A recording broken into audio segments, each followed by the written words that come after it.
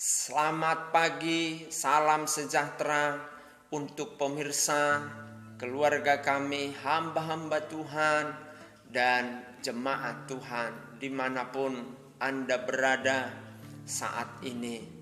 Mengawali hari-hari ini, kita memuji Tuhan, menyembah Tuhan sebelum beraktivitas. Dalam ibadah subuh kita awali dengan mengangkat satu pujian, besar dan ajaiblah karyamu.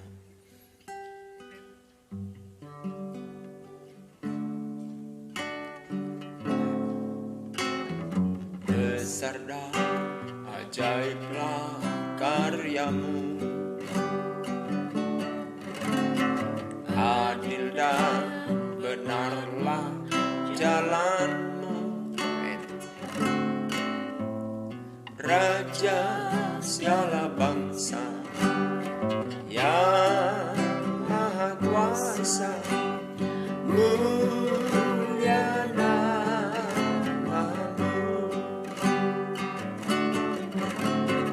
Besar dan ajaiblah karyamu, adil dan benarlah jalan. Raja segala bangsa yang maha kuasa, mulia namamu. Layaklah segala bangsa sujud kepadamu, sebab Kau Allah yang kudus, layak disembah. Layaklah segala bangsa sujud kepadamu,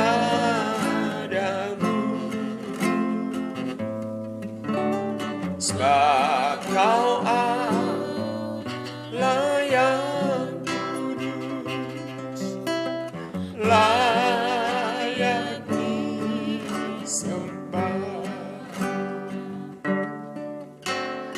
Besar dan ajaiblah karyamu, adil dan benarlah jalanmu. Raja segala bangsa yang maha kuasa, mulia namamu.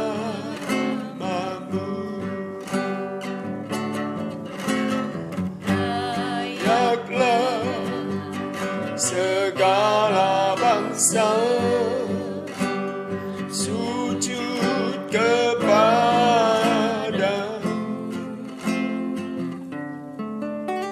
sebab Kau Allah yang kudus, layak disembah. Layaklah segala bangsa sujud kepadamu,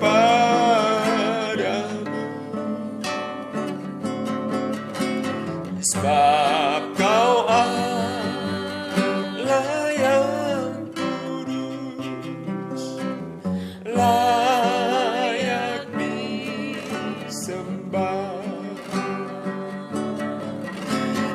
Layaklah amin segala bangsa sujud kepadamu,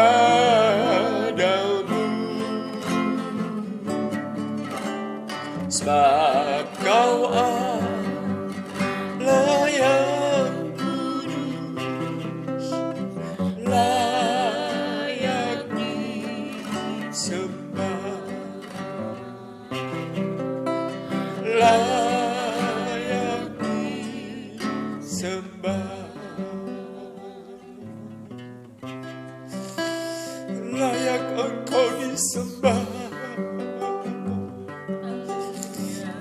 Layak Engkau ditinggikan Yesus, layak Engkau diagungkan. Kami memuji kebesaran, kami meninggikan-Mu Tuhan. Terima kasih Allahku yang kudus. Glory, glory, glory, glory, glory. Terima kasih. Kami tunduk menyembah-Mu. Kami memuji kebesaran-Mu. Kami sujud di hadapan-Mu. Terima kasih. Segala puji, hormat juga syukur Ku naikkan bagi-Mu, karena cinta-Mu yang tiada terukur, segenap hidupku bagi-Mu. Segala puji, hormat juga syukur ku naikkan bagi-Mu. Amin. Karena cinta-Mu yang tiada terukur, segenap hidupku bagi-Mu. Segala puji, hormat juga syukur ku naikkan bagi-Mu. Karena cinta-Mu yang tiada terukur, segenap hidupku bagi-Mu. Bapak, kami bersyukur kepada-Mu Yesus, atas segala kasih dan kebaikan kebesaran tiap Tuhan anugerah dan yang Tuhan Juru sudah Selamat. nyatakan bagi kami, sehingga pagi hari ini kami boleh ada, kami bangun dengan tubuh yang sehat, sukacita mengawali hari ini. Tuhan, kami memuji dan menyembah Engkau, merenungkan firman. Amin. Terima kasih Tuhan, bahwa hati kami semuanya, Segala jemaat pujian keluarga kami, bagi-Mu. umat-umat-Mu dimanapun berada, selalu bersyukur, Segala selalu memuji, kemuliaan, selalu meninggikan dan mengagungkan nama Tuhan. hormat, puji Nama bagi.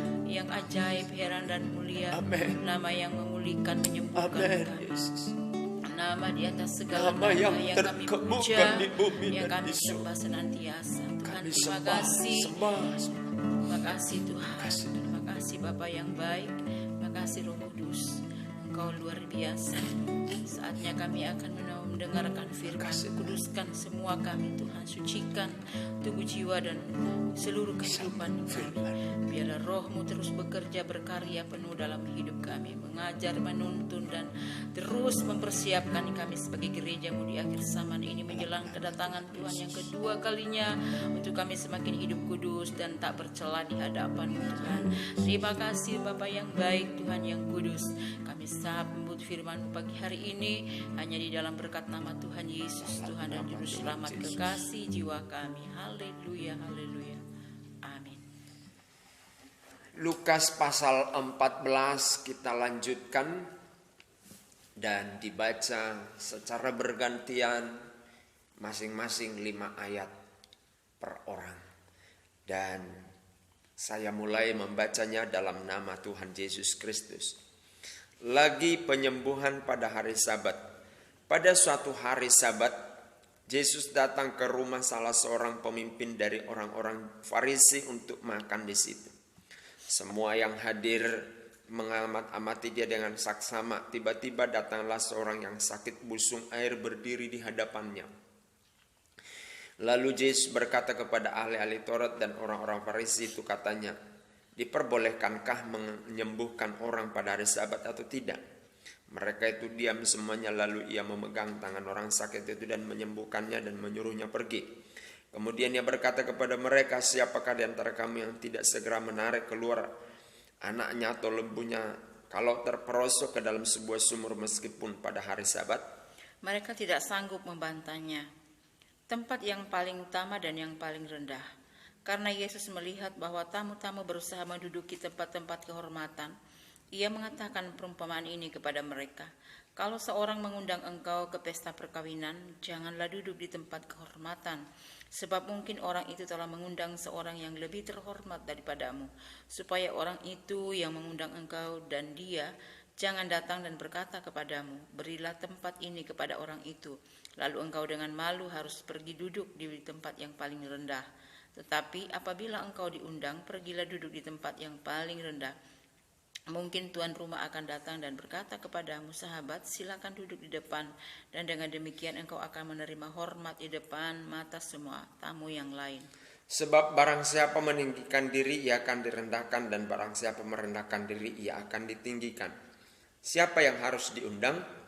Dan Yesus berkata juga kepada orang yang mengundang dia, apabila engkau mengadakan perjamuan siang atau perjamuan malam, janganlah engkau mengundang sahabat-sahabatmu atau saudara-saudaramu atau kaum keluargamu atau tetangga-tetanggamu yang kaya, karena mereka akan membalasnya dengan mengundang engkau pula, dan dengan demikian engkau mendapat balasannya. Tetapi apabila engkau mengadakan perjamuan, undanglah orang-orang miskin, orang-orang cacat, orang-orang lumpuh, dan orang-orang buta, dan engkau akan berbahagia, karena mereka tidak mempunyai apa-apa untuk membalasnya kepadamu, sebab engkau akan mendapat balasnya pada hari kebangkitan orang-orang benar. Perumpamaan tentang orang-orang yang berdalih. Mendengar itu berkatalah seorang dari tamu-tamu itu kepada Yesus, berbahagialah orang yang akan dijamu dalam kerajaan Allah. Tetapi Yesus berkata kepadanya, ada seorang mengadakan perjamuan besar dan ia mengundang banyak orang.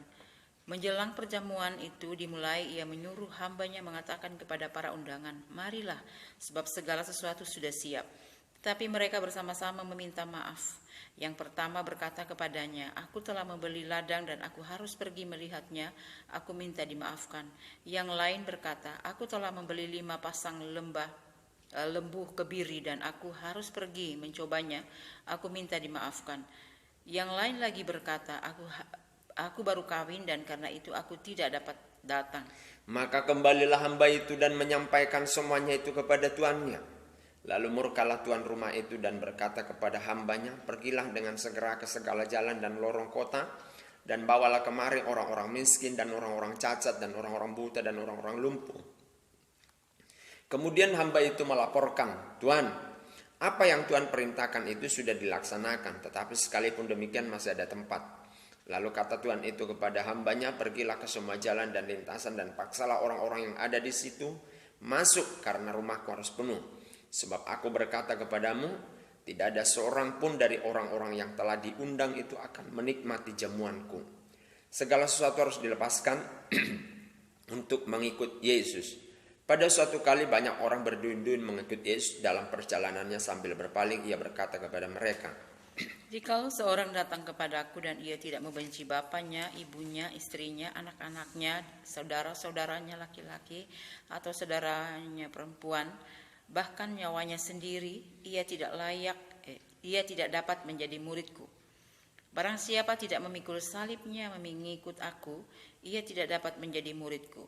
Sebab siapakah di antara kamu yang kalau mau mendirikan sebuah menara tidak duduk dahulu membuat anggaran biaya, kalau cukup uangnya untuk menyelesaikan pekerjaan itu, supaya jikalau ia sudah meletakkan dasarnya dan tidak dapat menyelesaikannya, jangan-jangan semua orang yang melihatnya mengejek dia, sambil berkata, orang itu mulai mendirikan tetapi ia tidak sanggup menyelesaikannya. Atau raja manakah yang kalau mau pergi berperang melawan raja lain, tidak duduk dahulu untuk mempertimbangkan apakah dengan 10.000 orang ia sanggup menghadapi lawan, yang mendatanginya dengan 20.000 orang. Jikalau tidak, ia akan mengirim utusan selama musuh itu masih jauh untuk menanyakan syarat-syarat perdamaian.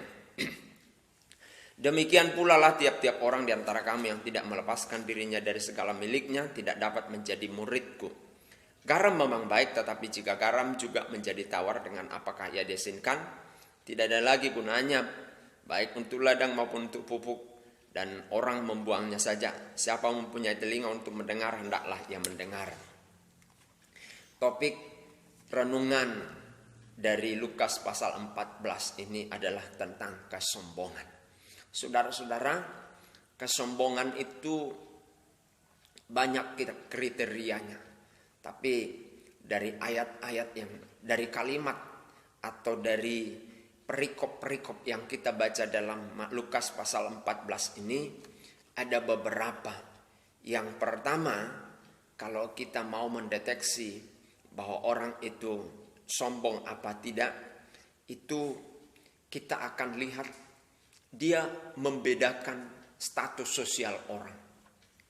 Artinya begini, kalau orang-orang yang kaya, dia berlaku ramah dan dia akan senang bergaul dengan orang-orang kaya. Salah? Tidak. Tapi yang salah adalah ketika dia melakukan perbedaan. Artinya meremehkan yang satu, mengunggulkan yang satu, karena biasanya menguntungkan dia bersahabat dengan orang-orang kaya. Nah, jadi dia akan melakukan perbedaan status sosial yang mencolok. Begitu yang pertama. Itulah tanda ciri orang sombong. Ya, kalau dengan orang kaya dia ramah, dia senyum, suka nyapa. Tapi kalau orang miskin, dia menghindar, dia menjauh, begitu. Itu tipe orang-orang yang sombong. Haleluya. Saya berdoa, kita berdoa bahwa kita semua tidak melakukan itu. Betul, ada banyak variasi dalam sosial ini. Artinya kita boleh ramah kepada orang kaya, kita boleh tidak ramah kepada orang miskin, tapi jangan karena faktor kaya dan miskinnya kita tidak ramahnya. Mungkin karena keadaan.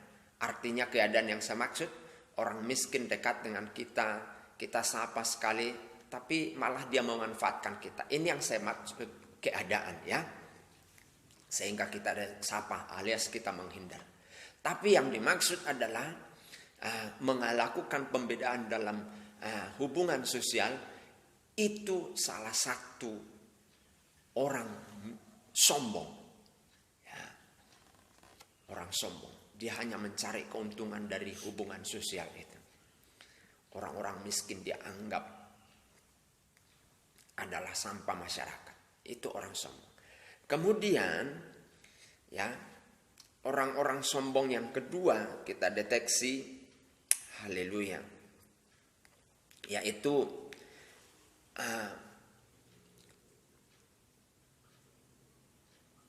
tidak mau menghargai orang lain.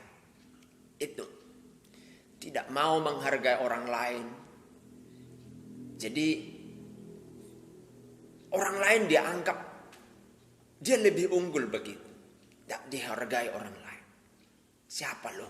Kira-kira begitu. Itu dari situ kita akan tahu, kita akan lihat. Dan yang ketiga, ciri orang sombong, dia menganggap diri lebih dari orang lain. Yang kedua tadi, ya, tidak menghargai orang lain. Yang ketiga, menganggap diri lebih dari orang lain. Haleluya.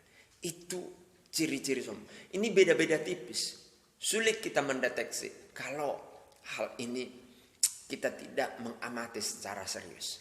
Tapi lewat kebenaran firman Tuhan pagi hari ini, biar kita rendah hati, tidak sombong.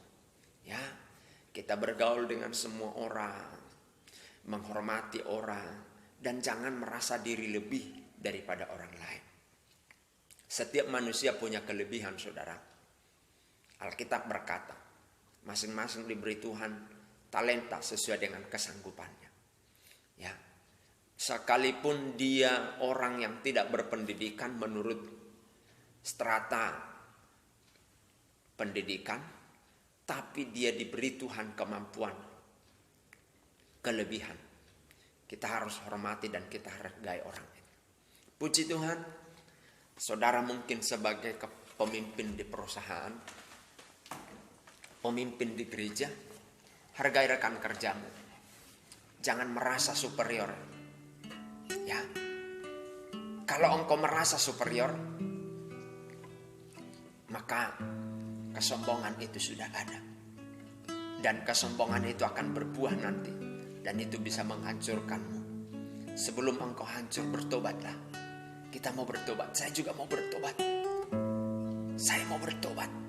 Itu komitmen. Supaya Tuhan ajari. Supaya kita bertobat selalu. Haleluya. Terima kasih Tuhan. Haleluya. Terima kasih Yesus. Terima kasih Tuhan Yesus buat firman Tuhan. Memberkati kami pagi hari ini dalam Lukas pasal 14. Kami boleh memiliki kerendahan hati. Dan kami tidak sombong. Sebab kami menemukan ciri-ciri orang sombong itu dalam penjelasan kebenaran firman Tuhan. Yaitu adalah orang-orang yang tidak menghargai orang lain. Orang yang meremehkan orang lain. Dan orang yang melakukan pembedaan, hanya bergaul dengan orang-orang tertentu. Tuhan, hindarkan kami dari itu. Kami memang harus memilih pergaulan, tetapi dasar kami memilih pergaulan bukan karena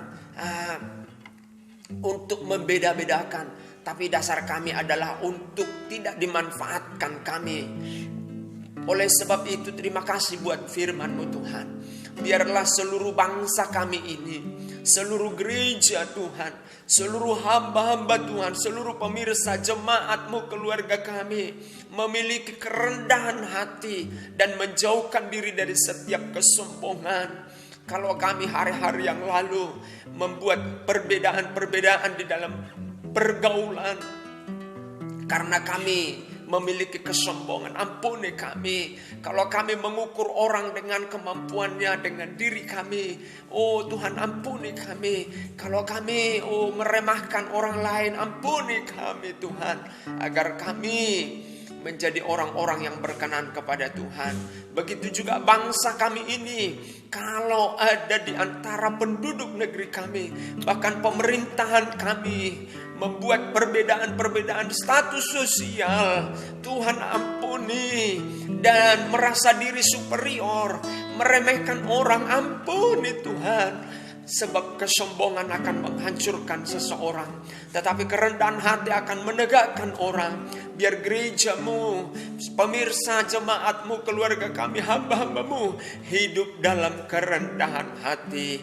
Memberkati tetangga kami, kiri kanan depan belakang, hidup dalam kerendahan hati. Terima kasih Tuhan. Kalau kami lebih dari orang secara finansial, itu hanya kasih karunia Tuhan. Oleh sebab itu, biar kami terus rendah hati, tidak melakukan pembedaan-pembedaan, tidak menganggap diri superioritas, tidak menganggap orang lain remeh. Terima kasih Tuhan buat ajaran-Mu, karena ajaran-Mu adalah kasih. Kasih itu mengalah, tidak meremehkan orang, tidak merendahkan orang, tetapi kasih itu penuh dengan pengorbanan. Terima kasih Tuhan. Terima kasih Bapa di surga. YouTube channel GPD yang memberitakan tentang kasih Tuhan. Biarlah berita ini menyejukkan setiap tetangga kami. Dan tetangga kami boleh percaya mengiring Tuhan Yesus sebagai Tuhan dan Juru Selamat mereka. Terima kasih Tuhan. Di dalam dan demi nama Yesus kami berdoa dan ucap syukur. Haleluya. Amin. Puji Tuhan. Tuhan Yesus memberkati.